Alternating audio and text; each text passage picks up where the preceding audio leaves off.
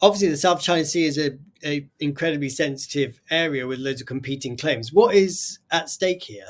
For Taiwan, it's the claim that Taiwan is a sovereign country, and as part of being a sovereign country, it has a claim, and in fact, it has troops and personnel on some of these islands that are quite a distance from Taiwan. So I think for Taiwan, it helps the argument to say that they're not just a breakaway province, or as some people like to say, a renegade province of China, but it's actually a country that does things that countries normally do. And that includes enforcing its territorial claims, even if the claim is some distance from Taiwan proper. So I think from that perspective, it's important for Taiwan to enforce this claim, to do what it's been doing to improve the airport or the landing runway or the pier. Based on how we've seen Tsai act in terms of geopolitics and dealing with neighboring China during her presidency, how do you think she will approach the possibility of visiting Taiping Island?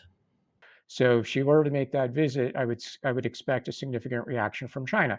So President Tsai might say to herself, "Well, why would I want to invite that kind of reaction from China? I might as well just not go."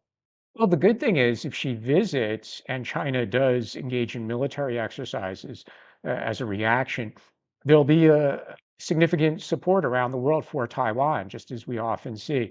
So we would hear, for example, the State Department spokesperson would criticize China's military exercises and call for de-escalation, as would probably Japan, maybe the UK, maybe some other European countries. So it's kind of a worst case scenario that she goes, and then there's a significant Chinese response.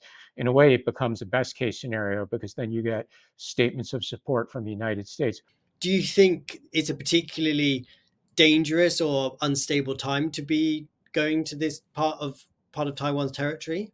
We have to remember that Taiwan's claim to the island and China's claim to the island are not the only two claims. There are other competing claims. And the same thing with Taiwan's claim in the South China Sea as a whole, which is similar to China's claims, and it's in dispute with several other countries. So if President Tsai were to go, it would remind Vietnam and the Philippines that they have a competing claim. And although Taiwan and the Tsai administration has its new southbound policy, and they've tried to encourage Taiwan companies to invest more in Vietnam. And just a few weeks ago, Taiwan was thrilled with President Marcos's tweet congratulating William Lai, which he then walked back in a subsequent interview, saying that his government supports a one China policy and Taiwan is a province of China.